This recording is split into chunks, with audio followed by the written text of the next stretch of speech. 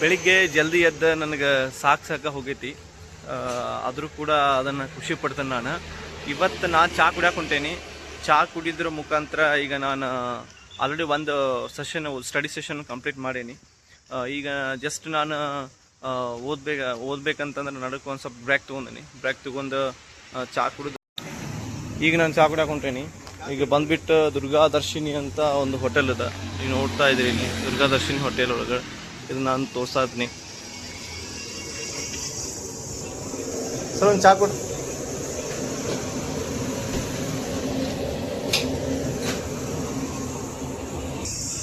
ನಮ್ದು ಚಹಾ ಹಿಂಗದ, ನಿಮ್ದು ಚಹಾ ಹಂಗೈತೆ ಅಂತ ತೋರಿಸ್ರಿ ನನಗೆ.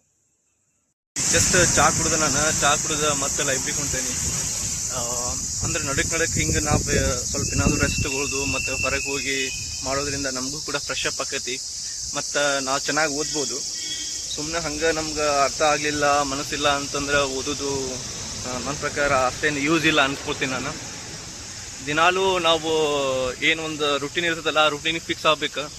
ಮತ್ತು ಅದೇ ರೀತಿನ ನಾವು ಓದಕ್ಕೆ ಟ್ರೈ ಮಾಡ್ಬೇಕು. ಚಹಾ ಕುಡ್ಕೊಂತ ನಾವು ಪದೇ ಅಂತಲ್ಲ, ಡೈಲಿ ನಾವು 2 ದಿನಕ್ಕೆ ಒಂದ್ಸಲ ಆದರೂ ಹಿಂಗೆ ಮಾಡ್ಬೇಕು.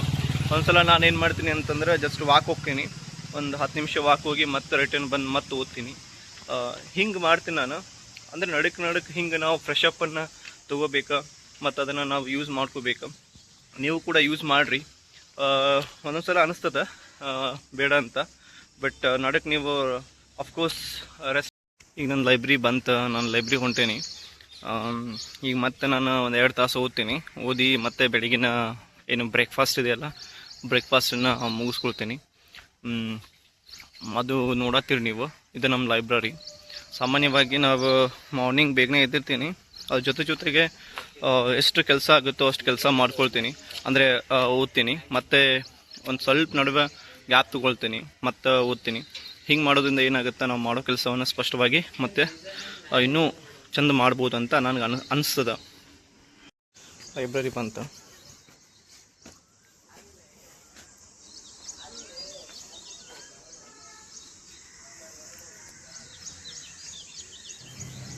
ಈಗ ಜಸ್ಟ್ ನಾನು ಲೈಬ್ರರಿ ಒಳಗಡೆ ಹೋಗ್ತಾ ಇದ್ದೀನಿ.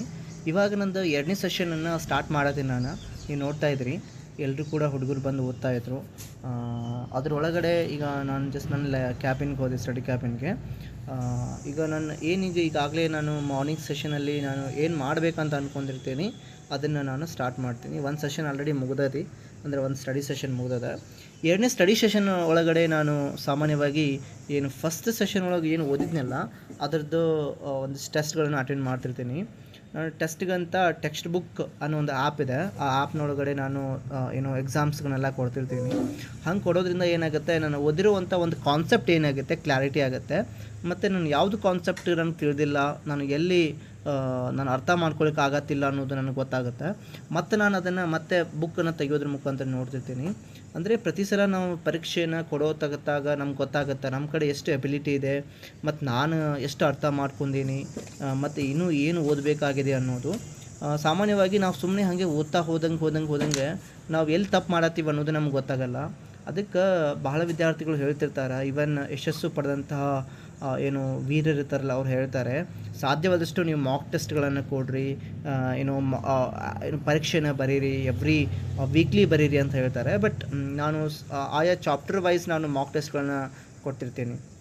ನಾನು ನಿಮಗೂ ಹೇಳೋದಿಷ್ಟೇ, ನೀವು ಯಾವ ಪರೀಕ್ಷೆ ತಯಾರಿ ಆಗ್ತಿರ್ತೀರೋ ಸಾಧ್ಯವಾದಷ್ಟು MCQsಗಳನ್ನು ಬಿಡಿಸಿ, ಮತ್ತು ಆ MCQsಗಳಲ್ಲಿ ಸಾಧ್ಯವಾದಷ್ಟು ಸಾಲ್ವ್ ಮಾಡಿ. ನೀವು ಹಿಂಗೆ ಮಾಡೋದ್ರಿಂದ ನಿಮ್ಮದು ಒಂದು ಓದಿರುವಂತಹ ಏನು ಕಾನ್ಸೆಪ್ಟ್ ಇದೆ ಅದು ಕ್ಲಾರಿಫೈ ಆಗುತ್ತೆ, ಇಲ್ಲ ಅಂದರೆ ಆಗೋದಿಲ್ಲ. ಮತ್ತು ಅದು ಬಂದುಬಿಟ್ಟು ನೀವು ಯಾವ ಒಂದು ಏರಿಯಾದೊಳಗೆ ವೀಕ್ ಅದೀರಿ ಆ ಏರಿಯಾದೊಳಗಡೆ ನೀವೇನು ಮಾಡಬೇಕು, ಜಾಸ್ತಿ ಫೋಕಸ್ ಮಾಡಬೇಕು. ಹಿಂಗೆ ಮಾಡೋದ್ರಿಂದ ನಮ್ಮ ಒಂದು ಯಾವುದೇ ರೀತಿಯಾದಂತಹ ಪರೀಕ್ಷೆ ಒಳಗಡೆ ನಾವು ಫೇಲ್ ಆಗೋಕ್ಕೆ ಕಾರಣ ಆಗೋದಿಲ್ಲ.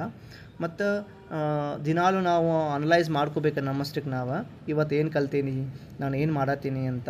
ಆಮೇಲೆ ನಾವು ಪ್ರತಿಯೊಂದು ಸೆಷನದ್ದು ಏನು ಟೆಸ್ಟ್ ಮುಗೀತದಲ್ಲ ಅದರದ್ದು ಕೀ ಆನ್ಸರ್ಸ್ಗಳನ್ನು ನೋಡ್ತೀನಿ ನಾನು. ಕೀ ಆನ್ಸರ್ಸ್ ಒಳಗಡೆ ನಾನು ಏನು ತಪ್ಪು ಮಾಡೀನಿ, ಏನು ಸರಿ ಮಾಡೀನಿ ಅನ್ನೋದು ಕೂಡ ನಾನು ನೋಡ್ತಿರ್ತೀನಿ. ಹಂಗೆ ಮಾಡೋದ್ರಿಂದ ಏನಾಗುತ್ತೆ, ನಾನು ಎಲ್ಲೆಲ್ಲಿ ತಪ್ಪು ಮಾಡಿರ್ತೀನಲ್ಲ ಅದನ್ನು ನಾನು ಬರ್ಕೊಳ್ತೀನಿ. ಒಂದು ಕಡೆ ಬರ್ಕೊಂಡಾಗಿರ್ಬೋದು, ಅಥವಾ ಅದನ್ನು ನನ್ನ ಒಂದು ಮೆದುಳಿಗೆ ಹೇಳ್ತೀನಿ ಸರಿಯಾಗಿದೆ ಹಂಗಾಗಿದೆ ಅಂತ. ಇವಾಗ ನಾನು ಟೆಸ್ಟನ್ನು ಅಟೆಂಡ್ ಮಾಡಿದೆ. ಮತ್ತು ಏನು ಕೆಲವೊಂದಿಷ್ಟು ಎಲ್ಲೆಲ್ಲಿ ತಪ್ಪು ಮಾಡಿದ್ದೆ ನಾನು ಯಾವ ಇದರೊಳಗಡೆ ಅದನ್ನು ನೋಡತ್ತೀನಿ. ಹಿಂಗೆ ನೋಡೋದ್ರಿಂದ ಏನಾಗುತ್ತೆ, ಹೌದು ನಾನು ಹಿಂಗೆ ತಪ್ಪು ಮಾಡಿದೆ, ಪ್ರಶ್ನೆ ಸರಿಯಾಗಿ ಅರ್ಥ ಮಾಡ್ಕೊಳಕ್ಕಾಗಿಲ್ಲ ಅಂತ ನೋಡಿದೆ. ಇದು ಮಿರರ್ ಆಫ್ ಇಂಗ್ಲೀಷ್ ಗ್ರಾಮರ್ ಅಂತ. ಇದು ಬುಕ್ ಚೆನ್ನಾಗಿದೆ. ಈ ಬುಕ್ಕಲ್ಲಿ ಜಾಸ್ತಿ MCQs ಅದಾವ, ಪ್ಲಸ್ ಥಿಯರಿನೂ ಇದೆ.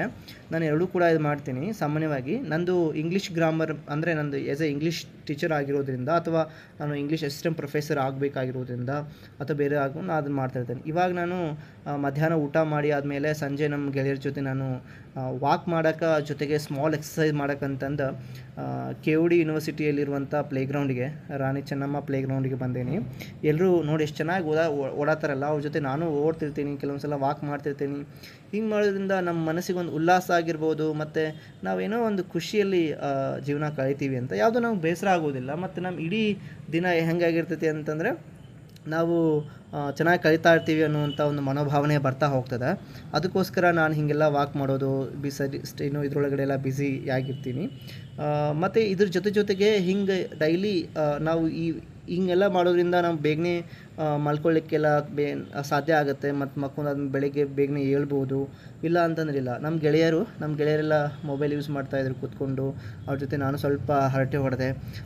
ನಮಗೇನು ಅನ್ಸಂಗಿಲ್ಲ ಅಂತಂದರೆ ನಾವು ಬಹಳ ಒಂದು ಒತ್ತಡದೊಳಗೆ ಸಿಕ್ಕಾಕೊಂಡಿವಿ ಅನ್ನೋದು ಬರೋಂಗೇ ಇಲ್ಲ. ಹಿಂಗೆ ಬರೋದ್ರಿಂದ, ಹಿಂಗೆ ಮಾಡೋದ್ರಿಂದ ಏನಾಗುತ್ತೆ, ನಮ್ಮೊಳಗೊಂದು ಹೊಸ ಶಕ್ತಿಯನ್ನು ನಾವೇ ಹುಟ್ಟಿಸ್ದಂಗೆ ಆಗುತ್ತೆ. ಅದನ್ನು ನಾವು ಪ್ರತಿದಿನ ಮಾಡ್ತಾನೆ ನಮಗದೊಂದು ಭಾವನೆ ನಮ್ಮೊಳಗೆ ಏನು ಜ್ವಾಲಾಮುಖಿ ಟೈಪ್ ಬರ್ಲಿಕ್ಕೆ ಸಾಧ್ಯ ಆಗುತ್ತೆ ಅಂತ ಹೇಳ್ಬೋದು. ತದನಂತರ ನಾನು ಬುಕ್ ಸ್ಟಾಲಿಗೆ ಹೋಗಿ ಇಲ್ಲಿ ನಾನು ಕೆಲವಷ್ಟು ಬುಕ್ಸ್ಗಳನ್ನೆಲ್ಲ ಖರೀದಿ ಮಾಡಿದೆ, ವಿರಾಜ್ ಬುಕ್ ಸ್ಟಾಲ್ ಅಂತ. ತದನಂತರ ನಮ್ಮ ಫ್ರೆಂಡ್ಸ್ ನನಗೆ ಮಿರ್ಚಿ ಕೊಡಿಸಿರು. ಮಿರ್ಚಿಯನ್ನು ತಿಂತಾ ಎಂಜಾಯ್ ಮಾಡ್ತಾ ಅವ್ರ ಜೊತೆ ನಾನು ತಿಂದೆ. ಅವರು ಕೂಡ ನನಗೆ ಕೊಡಿಸಿದ್ರು. ನನಗೆ ಭಾಳ ಖುಷಿ ಆಯಿತು. ಮಿರ್ಚಿ ಭಾಳ ಚೆಂದ ಇತ್ತು, ಅಂದರೆ ಖುಷಿ ಆಗ್ತಾಯಿತ್ತು. ಇನ್ನೊಂದು ಪ್ಲೇಟ್ ತಿನ್ಬೇಕಂತ ಅನ್ನಿಸ್ತು. ಬಟ್ ಜಾಸ್ತಿ ತಿನ್ನೋದು ಬೇಡ ಅಂತಂದು ಅಷ್ಟು ತಿಂದೆ. ಮತ್ತು ನಮ್ಮ ಲೈಬ್ರರಿ ಕಡೆ ನಾನು ಬಂದೆ. ಲೈಬ್ರರಿ ಒಳಗಡೆ ಏನು ಒಂದು ಸೆಷನ್ ಓದಿತ್ತಲ್ಲ, ಅಂದರೆ ಬೆಳಗ್ಗಿನಿಂದ ಏನು ಓದಬೇಕನ್ನೋದು, ಅದನ್ನು ಇನ್ನೊಂದು ಸಲ ನಾನು ಓದಿ ಮತ್ತೇನು ಮಾಡಿದೆ, ನಾನು ರೂಮ್ ಕಡೆ ನಾನು ಮಕ್ಕ ಮಾಡ್ದೆ. ರೂಮ್ ಒಳಗಡೆ ನಾನು ಹೋಗಿ ಮತ್ತೆ ಸ್ವಲ್ಪ ಅಲ್ಲಿ ಅಡುಗೆ ಎಲ್ಲ ಮಾಡ್ಕೋಬೇಕಾಗಿರ್ತದೆ. ಅಡುಗೆಯನ್ನು ಮಾಡ್ಕೊಂಡು ಮತ್ತೆ ಊಟ ಮಾಡಬೇಕಿರ್ತೈತಿ. ಸ್ವಲ್ಪ ಮತ್ತೆ ಲೇಟ್ ಆಗುತ್ತೆ ಅನ್ನೋ ಉದ್ದೇಶದಿಂದ ಜಲ್ದಿ ನಾನು ಹೊಂಟೆ. ಇದ ನಂತರ ನಮ್ಮ ಫ್ರೆಂಡ್ಸ್ ಎಲ್ಲ ಕಾಲ್ ಮಾಡಾಕ್ತಿದ್ರು, ಬಾಪ ಇನ್ನು ಸಾಕು ಅಡುಗೆ ಮಾಡೋದೈತಿ ಅಂತೆಲ್ಲ ನನಗೆ ಕಾಲ್ ಮಾಡಿದರೆ ಮತ್ತು ನಾನು ಹೊಂಟೇನಿ. ಇದಾದಮೇಲೆ ಅಡುಗೆ ಮಾಡ್ಕೊಂಡು ಊಟ ಮಾಡೋಕ್ಕೆ ಪ್ರಾರಂಭ ಮಾಡ್ತೀವಿ. ಒಂದೂವರೆ ತಾಸಲ್ಲಿ ನಾವು ಮಾಡ್ಕೋಬೋದು ಅಡುಗೆ ಎಲ್ಲ. ಅಡುಗೆ ಮಾಡ್ಕೊಂಡಾದ್ಮೇಲೆ ಮತ್ತೆ ಲಾಸ್ಟ್ ಸೆಷನ್ ಅಂತ, ರಿವಿಷನ್ ಸೆಷನ್ ಅಂತ ಮತ್ತೆ ನಾನು ಲೈಬ್ರರಿಗೆ ಹೋದ್ನಿ. ಲೈಬ್ರರಿ ನೋಡತ್ತೀರಿ ನೀವು, 9:30 ಮತ್ತೆ ನಾನು 11 ಗಂಟೆ ಮಟ್ಟ ಓದ್ಕೊಂಡು 10:30 ಅಥವಾ ಲಾಸ್ಟ್ 11 ಗಂಟೆ, 10:30 ಕೊನೆಗೆ 10:30 ನಾನು ಮತ್ತೆ ನನ್ನ ಒಂದು ರೂಮಿಗೆ ನಾನು ಬರಾಕತ್ನಿ. ರೂಮಿಗೆ ಬಂದು ನಾನು ಏನು ಮಾಡ್ತೀನಿ ಅಂತಂದರೆ, ನೀಟಾಗಿ ಮತ್ತೆ ಕೈಕಾಲು ಮಾಡಿ ತಗೊಂಡು ಏನಿದೆ ಅದನ್ನು ಮಾಡಿ ಮಕ್ಕೋದು.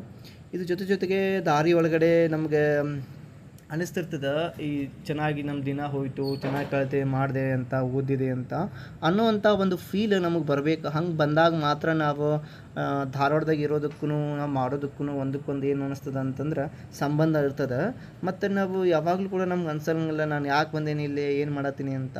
ನಮ್ಮೊಳಗೆ ಒಂದು ಖುಷಿ ಹುಟ್ಟಬೇಕು ಅನ್ನೋದಂದರೆ ನಾವು ದಿನ ಮಾಡುವಂಥ ಕೆಲಸವನ್ನು ಭಕ್ತಿಯಿಂದ ಮತ್ತು ಪ್ರಾಮಾಣಿಕತೆಯಿಂದ ಮಾಡಬೇಕು. ಎಷ್ಟು ಸಾಧ್ಯ ಆಗುತ್ತಲ್ಲ ಅಷ್ಟು ನಮ್ಮ ಕಡೆ ಇರುವಂಥ ಶಕ್ತಿಯನ್ನು ಹೊರಗೆ ತೆಗೆದು ನಾವು ಪ್ರಯತ್ನ ಪಟ್ಟಿದ್ದೇ ಆದರೆ ನಾವೇನು ಬೇಕು ನೋಡೋದನ್ನು ನಾವು ಗಳಿಸ್ಬೋದು ಅಂತ ಹೇಳ್ತೀನಿ. ರೋಡ್ ಒಳಗಡೆ ನಾನು ರೋಡ್ ಕ್ರಾಸ್ ಮಾಡ್ತಾ ರೂಮಿಗೆ ಹೊಂಟೀನಿ ಇವಾಗ.